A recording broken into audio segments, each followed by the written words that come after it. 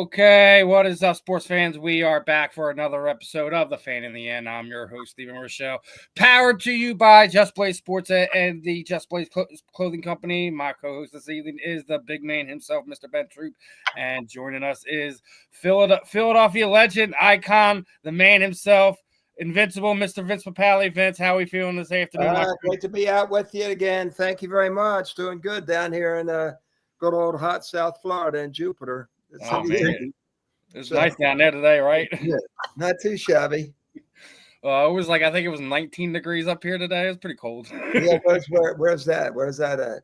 I'm in the far northeast, like right by the Northeast Airport. Oh, you are? Oh, okay. Yeah, wasn't too far from that craziness a few weeks ago. Oh, yeah, man. I know that neighborhood really well. My wife went to Janet. You see her jersey in the back. She's not a Giants fan. She was a world-class gymnast. Janet went to Northeast High School. So yeah, that's right in that neighborhood. Yeah. Right, was literally the accident was 2 miles from that. Not even. Oh my God, that's amazing. What a week, huh? Oh, yeah, it's what a week, what a month. I mean, here we are, us Eagles fans, second Super Bowl in the last 7 years. Let me ask you something, Vince. You know, you've been a fan, you've been a part of the game. How crazy is this last 10-year stretch of this Eagles football team? Well, it's been awfully fun to watch. You know, it's had its up and downs. You know, they've made some good choices and made some not too good choices, but obviously, the acquisition of Saquon Barkley this year was just it was fantastic. You know, it was sort of like a roller coaster, I think, for the last 10 years, especially, you know, a year or 2 years ago. You know, we're what we have to win one game, can't pull it off, and you know, and get shut down. But you know what? This past weekend, it all atoned for those sins. So it was pretty cool. So I had a good time watching it down here in Jupiter, and it looked like it was a lot of fun. Good place to have a party. Yeah, it was a good time up here. Yes. And Vince, you know, you mentioned like the acquisition of a Saquon Barkley. When you saw breaking news, the Eagles just got Saquon Barkley, did you say to yourself, one, what the hell are the Giants doing? And did you say thank you, Giants, for being as idiotic as you guys are up there in New Jersey? I just thought somebody was messing around on social media, you know, the Babylon Bee or something. So, you know, I never would have thought that was going to happen. And, you know, he came in, he was quiet, he was shy. But then once they had the RTOs or whatever they call them now, where they have to go to training camp, you know, and he started establishing himself. And, oh, my God, what a joy, you know, just off and on the field and the way he carries himself. But the thing that amazed me about him, because, you know, I'm not watching Giants games all the time. I don't know Saquon from nothing other than when he was at Penn State. And his quickness and his ability is what situational awareness, I guess, is the new term, you know, and just seeing what's out there and just making that break and then boom, just explode. That I wasn't prepared for. And his toughness. Everybody had heard, you know, he's got the body of Adonis, and you know he's got this, he's got that. But man, oh man, he just lit it up. And to me, you know, he was a cornerstone of the offense. And even if he didn't get whatever they were hoping he might get in the Super Bowl, look what happened with a passing game, and it opened the game up for Jalen. And you know, he started seeing guys downfield, and you know, he got his glasses off and he put his contacts in, and he said, "Wow!" And he was amazing. Had a great game.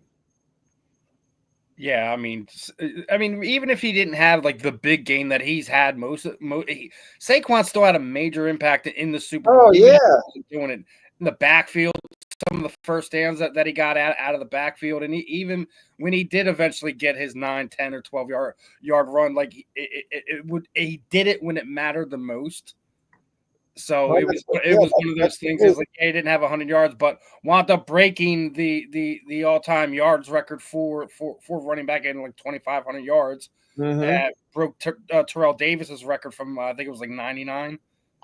So I mean, Davis, yeah, Jesus, yeah, that was a good one, mate. But you know, the thing is, they knew they had that. He was their insurance policy, And if they needed him, but what kind of a strain does it put on the defense and the linebackers, and keeping an eye on him. Were they spying him? I don't know, but I'll tell you what, our defense and man, oh man, what the defensive game plan that was drawn up against them. I don't think I've ever seen Patrick Mahomes confused like that. It was. I think the last time we seen it was Tampa Bay, right? When he lost pressure. Tampa Bay. Yeah, pressure, quickness off. Between our offense and defensive line, it's pretty tough. It was great to watch. It was, right in the beginning, in the first series, they get the interference, and I said, "Oh Christ, here we go now." It's going to be one of these games. And from then on, it was pretty clean, and it was just a joy to watch. And I do want to get your thoughts on this. I was talking to Ben about this earlier in the day, but I don't know if you heard this, but did you see that Zach Bond was wearing Bergey's medallion after the NFC Championship game to wear in the Super Bowl? Who was? Apparently, Howie Roseman reached out to Bergey's family and asked that there was a keepsake or something that he could give them. Oh, right. I didn't know anything about that. That's so cool. So I'm one of the best, man. Actually, no, not that one. It was who had it? Bond had it on. Yeah, Zach Bond had his little medallion on. He got it from the family. Wound up wearing it for the Super Bowl and everything like that. I was talking to Ben about this earlier. I think the differences between regimes is Jeffrey Lurie gets not only this city but gets how the Philadelphia Eagles family works. And seeing something like that from Roseman reaching out to Bergey's family to give it to Zach Bond, who's is his first year here. It's not like he's a guy that has this lineage here. I think just shows how he gets the little things that makes Philadelphia ticks.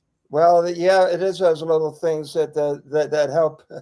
So that's pretty cool. They forgot my phone number. I never heard from the Eagles the whole time, so that was interesting.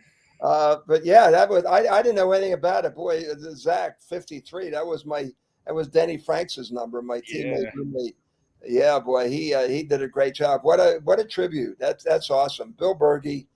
I'm gonna tell you something. I was a season ticket holder when Bergey first came in, and I never saw a guy that covered the sidelines and had the ferocity that he has. He was just absolutely insane out there on the field. And then inside, he just, he was soft-spoken, but man, out on the field, that flitch switch, woo, watch out, Bubba, man, here he comes. Yeah, it was, go ahead, Ben. No, I was going to say, Dick Vermeil being your head coach and obviously him establishing what he was able to establish his time with the Eagles, then you get a guy, Doug Peterson, he get the first Super Bowl with Nick Foles. Then this guy, Nick Sirianni, comes in. Yeah.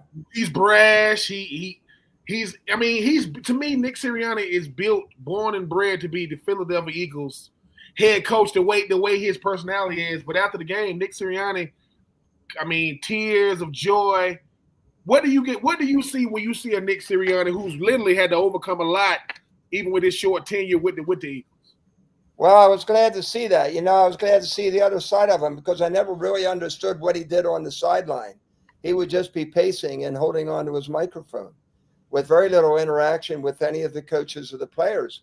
And, that was actually a concern of mine. And all of a sudden, in this game, he was totally into the game. And, how could you not be? It is the freaking Super Bowl. But, that was pretty good on his part, I'm one of the most emotional coaches ever is Dick Vermeil. So he's there. He's a Hall of Famer for that. And Doug Peterson is my very, very best friend. He lives right around his forever home is right around the corner down here in Jupiter.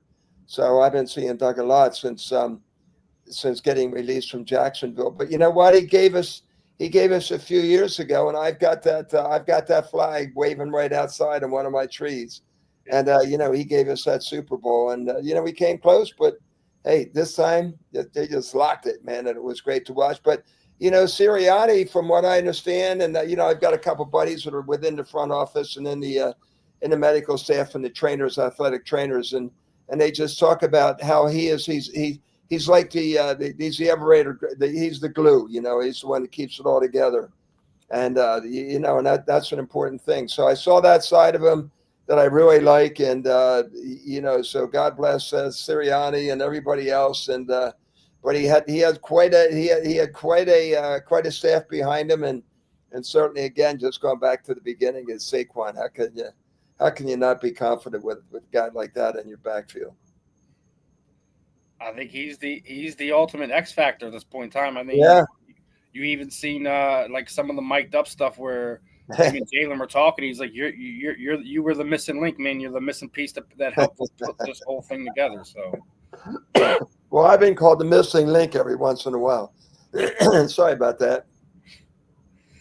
It's I mean, it's definitely was. I think it was a special season. I think as you were already talking, you fall short. You have the fall apart that you have last season, but then not only do you get back on the horse, you get a Saquon Barkley, you bring in a Zach Bond, you kill the draft again, and then you get back to the Super Bowl and avenge the loss, which I feel is one of the things that kind of it's one of the harder things to do, is not only to get there, but to get back, and then not only that, to go and put out a team like a Kansas City Chiefs. I mean, it's hard to sit there and say that this is. We just probably witnessed the best Eagles team that most of us have ever seen. Oh, without a doubt. I when I was a season ticket holder back in my St. Joe's days, and I was Interboro High School grad, St. Joe's days, and I was a season ticket holder, and and right before then, with Tommy McDonald and Norm Van Brocklin and the team that they had, back then, you can't even compare that kind of football and that kind of team to Chuck Bednareks and everybody else they had there.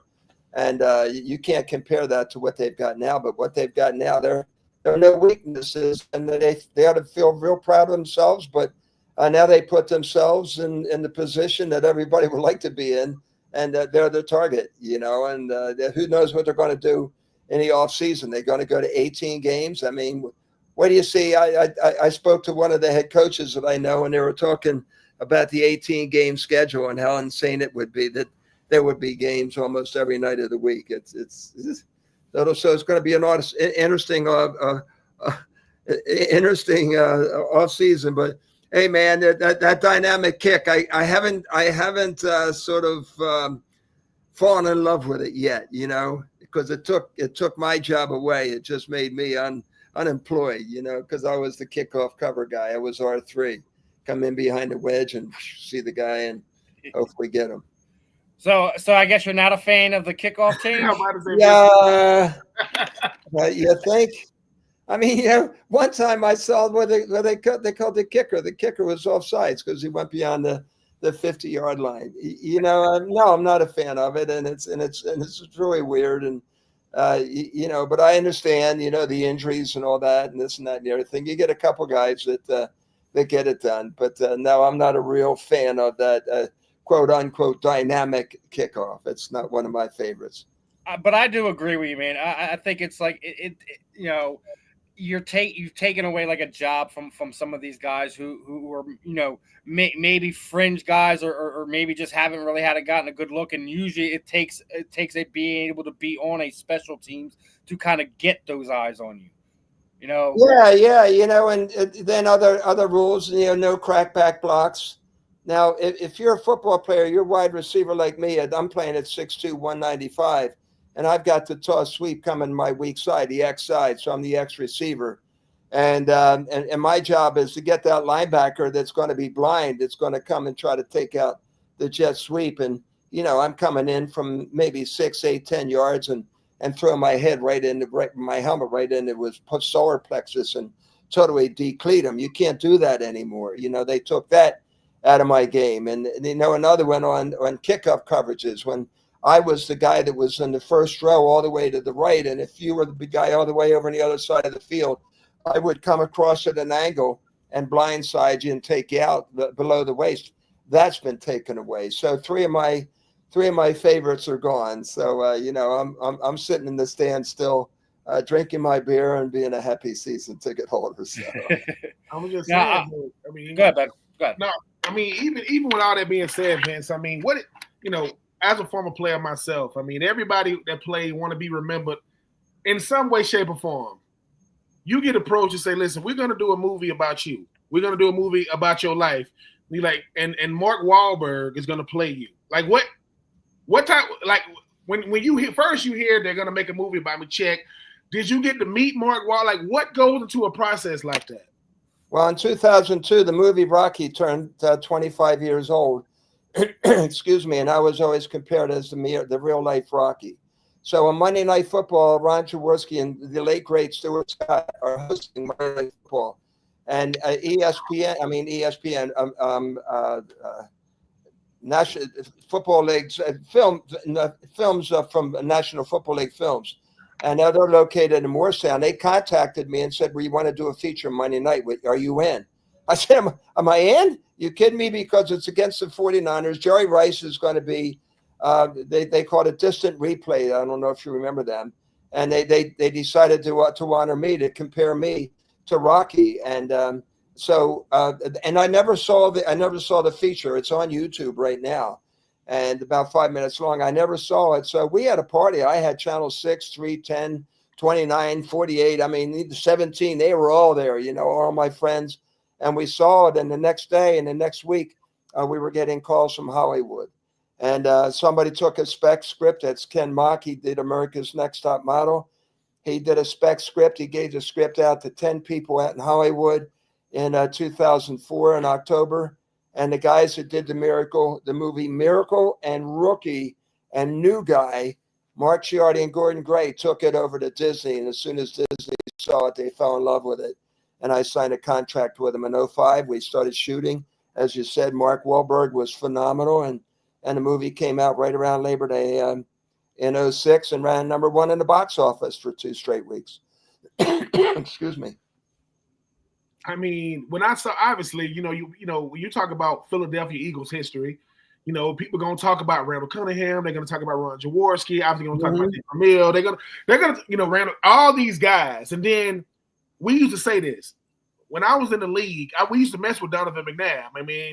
I played, and I said, Donovan, I said, you was good, but you ain't Vince Papale, though. And he would say, you right, because he would say, you right, because we understand the cultural significance of, because when you represent every fan that's ever said, dude, like what makes that movie good is the opening lines. When they tell the players, I'm gonna see you in the unemployment line, telling players you telling fans you ain't leaving till the game is over, because I'm a Falcons fan, so we're not real fans, in Georgia for real. Philadelphia Eagles fans, I say, if you from Philly, you don't who you root for. The Phillies, the 76ers, the Eagles. We don't get a choice when you from that area. And like you said, it goes to Disney. They said we love it.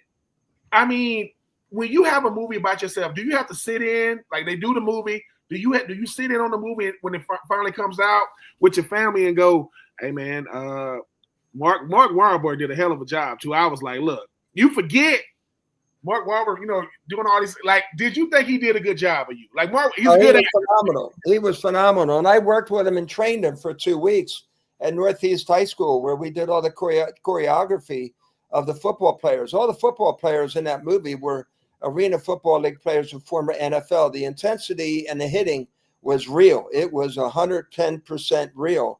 And I had a chance to be one-on-one with Mark in 2005 when we shot the movie. And he was phenomenal. But to answer your question, every night what I do is we get together with the producers and the director, and we go into one of the trailers and we see what they call the daily. And the daily is an approximation of that day's shoot. They have a specific thing, and they've got the playbook there for you, and who's going to do what and who's going to speak where. And then we would see that. And then after that, they got to the screening aspect. And we screened the movie about 6 times in Philadelphia.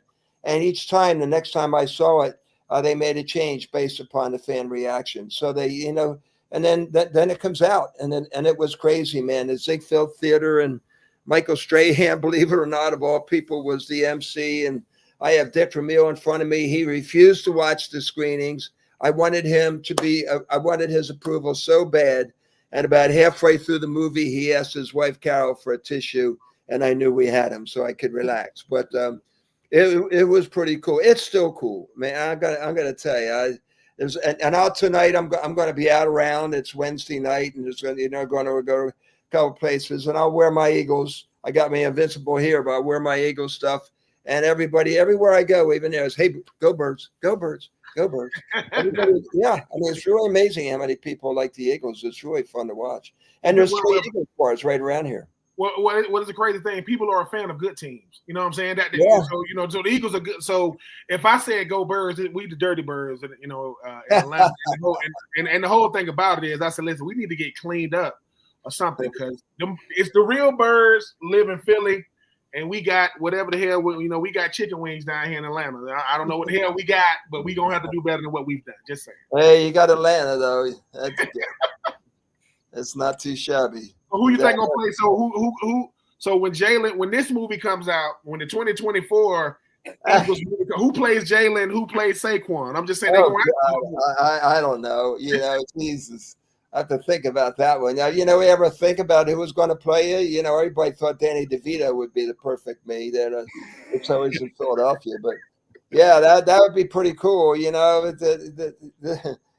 would be a fun movie, but NFL films, nobody comes out with better highlight films and better like reels type films than NFL films. So it'll be a fun I miss Steve Stable. Yeah. Steve. I'm just saying, like, that's what I grew up on, NFL films, and before they did redid the whole Super Bowl shows, I used to run over to the library to just get some of the stuff so I could find stuff, because you got to remember, but there was no YouTube back then, or you didn't really, like, unless your Phillies, Eagles, Flyers were doing good, you didn't really see anything in the magazines or anything like that. So you had to try to find ways to get that sports information. Now we got Google, you got everything else. It's so easy to get a hold of access to some of this stuff. Well, we had the Philadelphia Bulletin, which came in the afternoon, and the Inquirer came in the morning. And if the Eagles back in the day, when I was in my teens, and I was such an Eagles fan that if they lost the game, I couldn't watch the news. I couldn't watch the sports. I couldn't read the sports. I mean, I was such a zealot Eagles fan. And then, I go from Franklin Field to the 700 level and then to the bench. That was pretty cool. That was a nice view to have down there on the bench. And speaking of pretty cool, man, there was something that was also really cool about this season. Missed in all the greatness of the Eagles defense, Jalen Hurts, Saquon Barkley, all this other stuff, was Jeremiah Trotter Jr. coming back to Philadelphia 20 some odd years later, winning the Super Bowl in his rookie season. Obviously, there's lineage there with Trot Sr. playing there.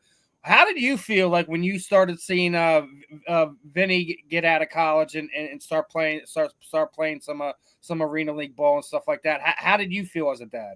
Well, I felt that I really thought that he had the skills to be a Philadelphia Eagle, but they felt elsewhere.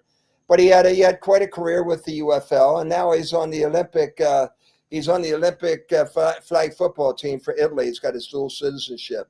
So, so he's 28 years old, and, he had a great year last year. He led the league in touchdown receptions and the tackles. I mean, he would be that perfect 4th or 5th wide receiver, but it just didn't work out. Age was a big factor in it. But, to see your son and like Trot, and, I know how he felt with his son.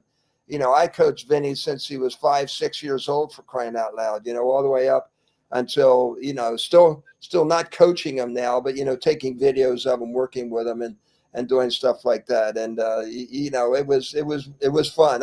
I was more nervous watching Vinny than it was when I was playing. That's for darn sure. So now the legacy of the Papales, it keeps moving even in the arena league. What has been the most rewarding? Because you got a lot of moments, Vinny. What has been? Is it making the Philadelphia Eagles a movie about you, or watching your son go out there and just destroy this arena football league? Well, there'd be nothing better than watching my son. That doesn't compare to me playing or anything else like that, or watching my daughter compete. We lived in Cherry Hill for 25 years, and And our kids went to Bishop Eustace. Gabby cheered, and Vinny played football and lacrosse and all that stuff. But to see your children perform at such a high level, to me, was as good as it got. Just as a go back, you know, one of the biggest things with the Eagles, obviously, when I found out I made the team, when I found out that I was being brought back onto the team. But one of the best and biggest was in '78 when I was voted Man of the Year by the Philadelphia fans because of my work with the Eagles and the Eagles Fly for Leukemia. And I actually became a finalist with Staubach and the Mannings and Archie Manning. So out in Chicago. So that was very exciting. And, you know, and that's why I'm down here in Florida. I came down to do a golf outing for the police and the survivors of fallen police officers. And, you know, here I am, you know, and it's as good as it is. You know, the thing is, and as you all know, is the positions that we're in, we can make an impact. And Herman Edwards, I saw him speak one time, and the first word out of his mouth was, you know, make a difference today, make an impact. And make sure that it affects somebody tomorrow, you know, and that's basically what it's all about. And we, as pro athletes, and me, you know, doing what I did, have that movie, this and that, it's pretty freaking cool, man, I'll tell you. And to have somebody in some of the letters I get, the mail I get, it's insane. You still get letters from the movie? Oh, yeah. Just post office box 4136 in Jupiter, Florida. That's me. Send it. I'll send it back to you. Just put it in self-addressed post envelope. Yeah, I get a lot of fan mail still. No, Steve. Stephen, the question is, you know, when they calling Vince to come be the the make the pick for the Eagles, right? Next up to make the pick for the Eagles is Vince, and he we looks gotta in do the that. crowd. We gotta get Vince back on. I'm just saying, he looks in the crowd and all he sees is a sea of, you know, Dallas and a sea of Washington and New York, and they booing. He was like, "Are y'all really booing me? Y'all booing me because I'm a winner, right? Y'all don't like winning." Okay.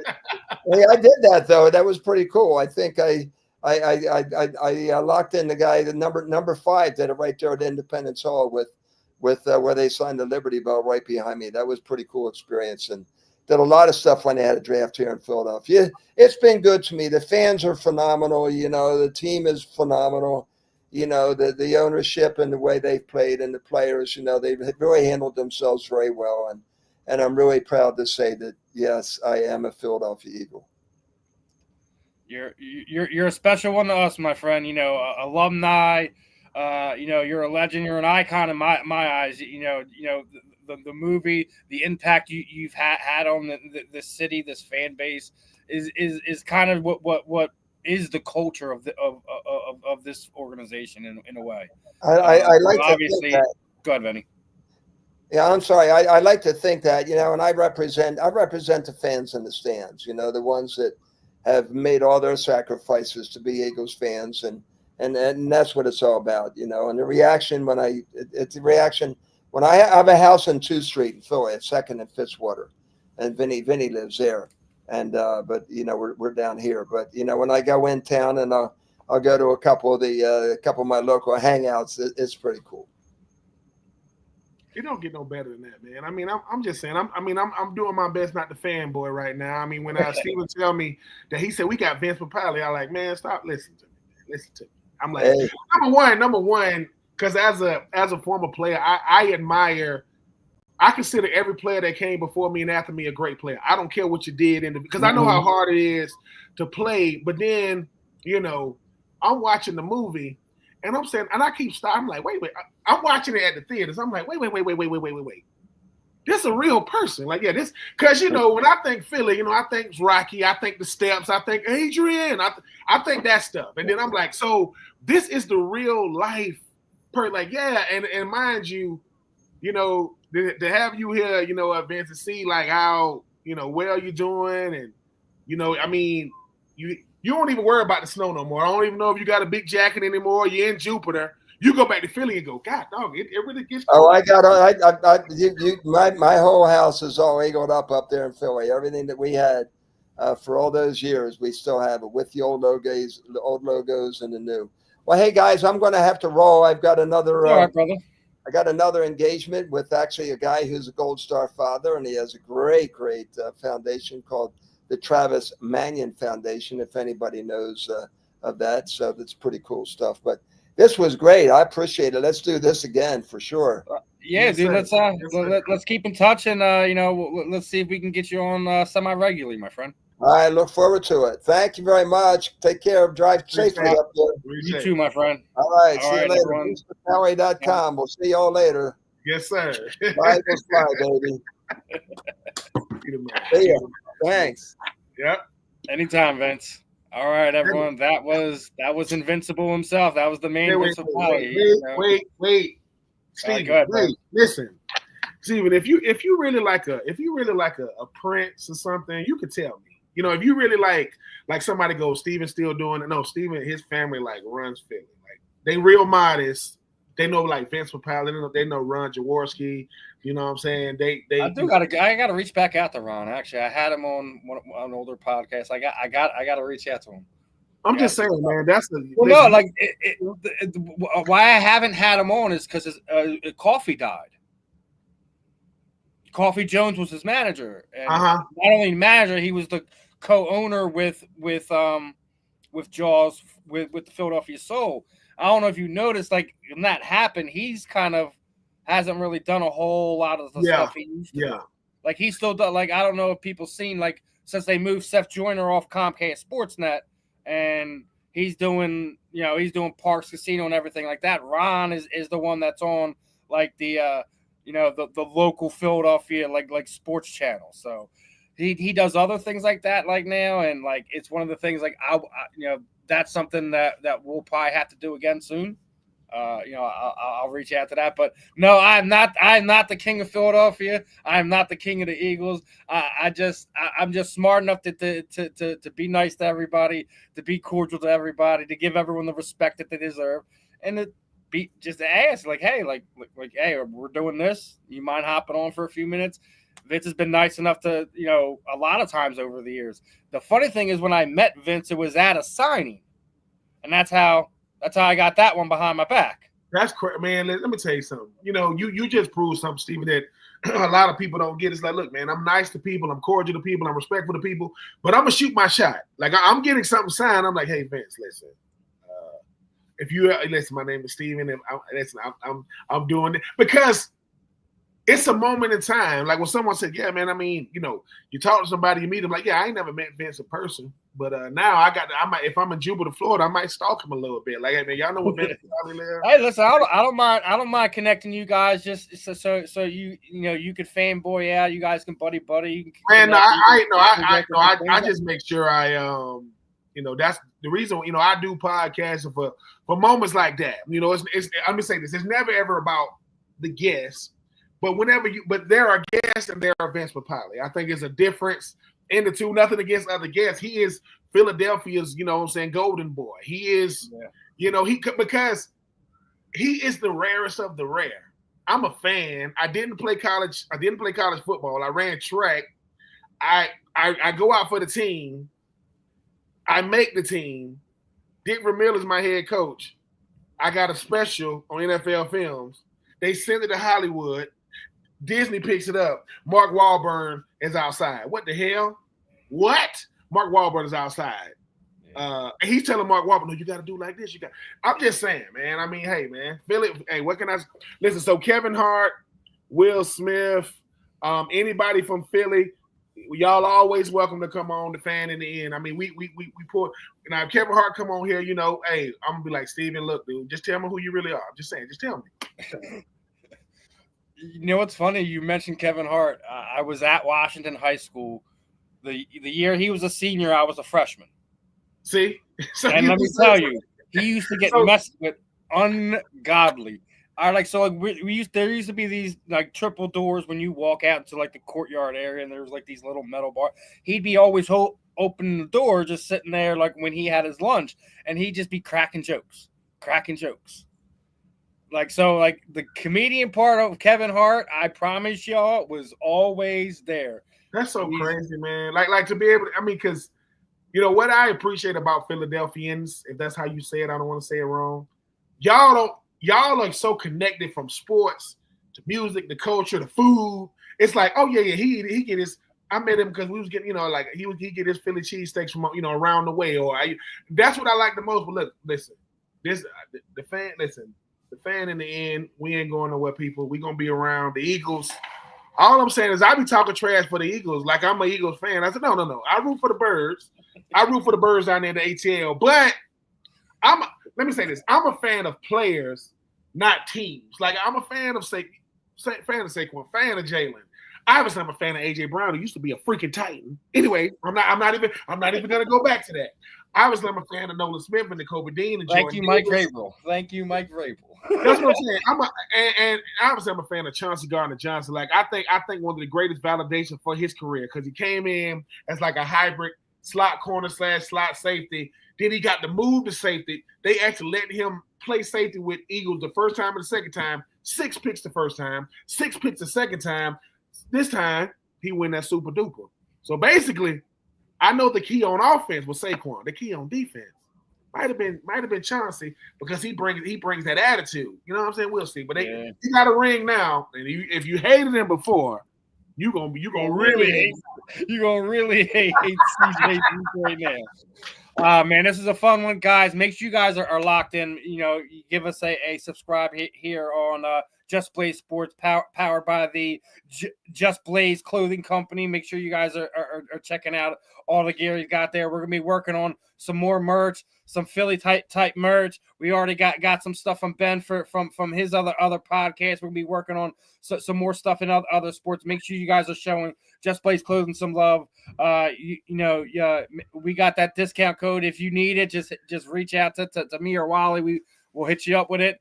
We're going to be working on some giveaway stuff. I'm going to be working on some stuff with Ben. I'm going to be sending some stuff out to Wally to give away. We already got some signed and graded cards by Ben. So what I'm going to basically ask everyone, if we can get to 1,000 followers by the draft, and you can pick any one of the draft ones. If you can pick anyone, if you could say, with the 73rd pick in the draft, the Cleveland Browns select, fill in the blank, and if you get it right, we'll send you out a T-shirt. We'll send you out a graded card that's signed by the man himself, Mr. Ben Troop, and we're gonna continue to do some fun stuff over the next few months. Vince was the first of many fun guests that we're gonna be having. Obviously, through the people I know, through people that Ben know, we'll have more athletes, some more insights to pick into some things and. We're definitely going to be getting back into everything, and we'll be back same time next week. Not tonight, like it was. We'll be here Wednesday morning from 11 to 12. Vince needed to do an afternoon show, so obviously we gonna take care of Vince. Make sure we get him back on. Obviously, anyone who paid attention, Vince will be back on the program. We will have him back in some way, shape, or form. Like obviously as maybe we could talk to him, get him on as a part-time co-host from time to time. Be great to hear his insights from his experience for inside the game, outside the game, being around the game, and it was another fun one. Me and Ben will be back, and we'll catch you guys later, my friends. Peace out.